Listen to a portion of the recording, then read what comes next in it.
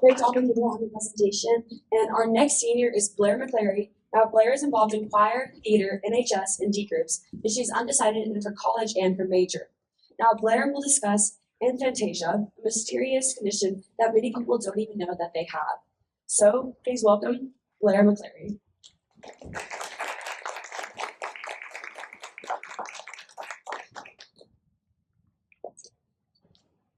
Imagination is one of the most valued attributes that a person can have. So I want you to all do a little exercise with me. We're going to test your imagination. So I want you all to close your eyes, and in the best of your ability, I want you to imagine a picture of a horse. And I want you to rate this image that you see in your head on a scale of 1 to 5. 5 being the most vivid, and 1 being the least vivid. So you can open your eyes. Maybe if you're a 5 on this scale, your picture is going to look super colorful, super detailed. As we go down the imagery scale, we might be looking at more black and white or something like an outline. But what if I told you my rating on this scale would actually be a 0?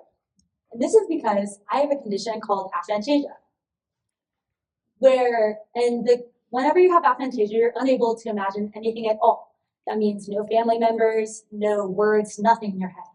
So aphantasia affects around 2 to 4% of people, and it can go undetected for a long time. For example, I didn't realize that I had aphantasia until I was in high school, because how can you miss something that you've never had? So whenever I heard people saying things like these phrases that you see on the screen, like when people were saying, oh, I'm imagining sheep to go to sleep, I thought this was more of a figure of speech rather than something that people were actually doing, but it turns out I was wrong. So where does aphantasia come from? For me and most people with aphantasia, they have it from birth. This means that we can never remember a time when we were able to visualize in our heads. But the way that doctors realize that aphantasia exists is because some people get aphantasia as a result of trauma. So some examples I found of this in my research were one patient where they got chemotherapy. And due to a low level of oxygen in the blood, they actually developed aphantasia, which means they were able to see in their head before, but after receiving chemotherapy, they actually could not see in their head. And I found a similar case where someone got COVID-19 and then they were unable to visualize. So with all these different causes, what could be the underlying thing happening in the brain?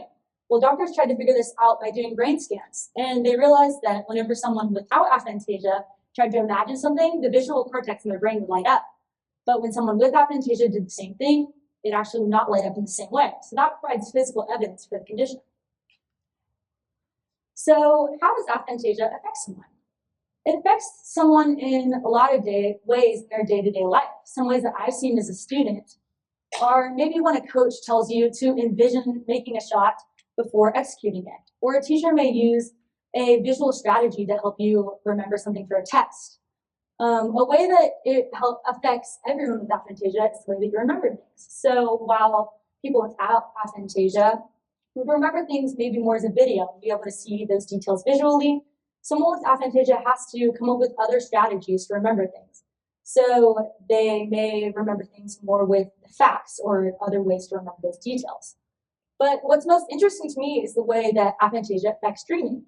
So you would expect someone with no imagination during the day to also have no imagination while they're sleeping. But that's actually not true. Me and a lot of other people with aphantasia have reported being able to see in their dreams. So that challenges the former idea that dreams are sort of experiences of imagination, because how would someone who's unable to imagine during the day be able to imagine while they're sleeping? So why does aphantasia matter? It doesn't really cause any detrimental effects to your life. I still go about my day-to-day life and I do okay in school, so why does it matter? But while looking over the research, I realized that most of the research really looked at it in a negative way, how it maybe makes you worse at remembering your family members' faces, or makes you less able to remember the details in your memory. But I think it would be more interesting to think about it in a more positive light. Like how a blind person has heightened other senses, I believe that aphantasia has allowed my auditory memory to be better than some of my peers. So while maybe I'm not able to see my family members' faces in my head, I may know their voices better than anyone else.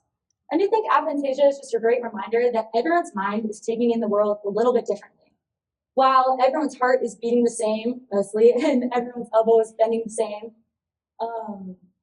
everyone's mind is just taking in the world a little bit differently. And I think that's part of what makes the mind so fascinating to study. So I hope you found it fascinating too.